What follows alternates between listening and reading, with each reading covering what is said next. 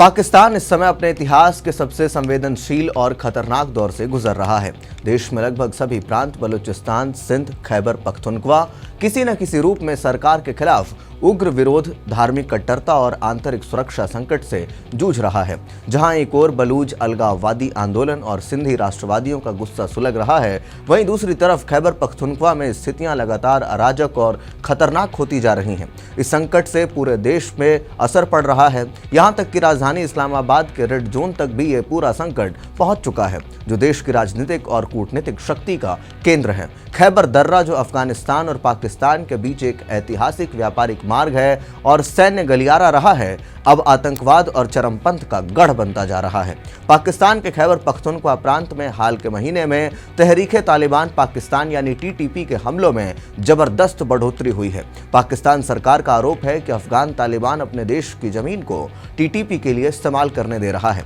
पाकिस्तानी सेना और सुरक्षा बलों पर आए दिन हमले हो रहे हैं। हाल ही में टीटीपी प्रमुख मौलाना नूर वली मसूद के मारे जाने की खबरें सामने आई थीं, लेकिन मसूद ने एक वीडियो जारी कर खुद के पाकिस्तान की जमीन पर मौजूद होने की पुष्टि की है। यह पाकिस्तानी सुरक्षा एजेंसियों के लिए बेहद चिंताजनक संकेत है, क्योंकि इसका अर्थ है कि आतंकी संगठन अब देश के भीतर सुरक्षित ठिकानों से ही ऑपरेशन चला रहे हैं।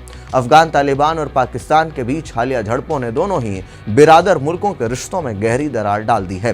15 अक्टूबर को पाकिस्तानी वायुसेना ने अफगानिस्तान के कंधार प्रांत में हवाई हमला किया, जिसमें 40 लोगों की मौत और 170 से अधिक घायल हुए।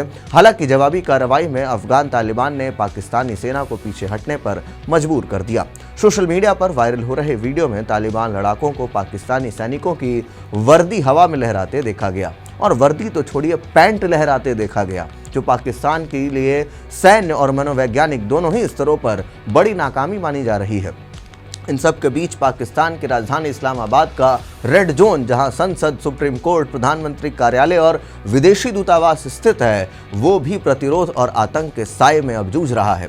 कट्टरपंथी संगठन तहरीक लब्बैक पाकिस्तान यानी टीएलपी ने इस हफ्ते लाहौर से अमेरिकी दूतावास की ओर मार्च किया, जिसका उद्देश्य इजरायल और अमेरिका के खिलाफ विरोध दर्ज करना था।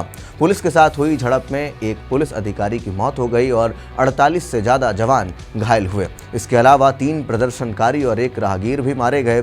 स्थिति की गंभीरता को देखते हुए अमेरिकी दूतावास ने अपने स्टाफ को सतर्क रहने का निर्देश दिया है। राजधानी के प्रमुख रास्तों पर कंटेनर लगाकर यातायात बंद कर दिया गया है और भारी संख्या में दंगा रोधी बल तैनात किए गए हैं। पाकिस्तान की सरकार खैबर पास इकोनॉमिक कॉरिडोर यानी KPEC जैसी परियोजनाओं के जरिए क्षेत्रीय व्यापार को बढ़ावा देने की कोशिश कर रही है, जिसे विश्व बैंक का भी समर्थन प्राप्त है। लेकिन टीटीपी के बढ़ते हमले और अफगान सीमा पर हो रही जो लड़ाई है, इन परियोजनाओं को गंभीर खतरे में डाल रही है।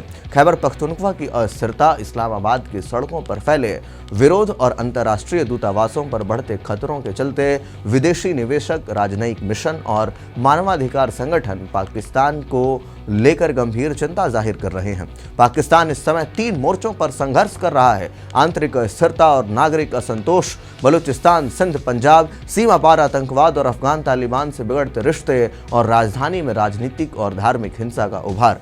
जब तक पाकिस्तान खैबर पख्तूनख्वा जैसे सीमाई क्षेत्रों में सुरक्षा बहाल नहीं करता और चरमपंथी संगठनों पर निर्णायक कार्रवाई नहीं करता, तब तक रेड जोन भी सुरक्षित नहीं रह सकता।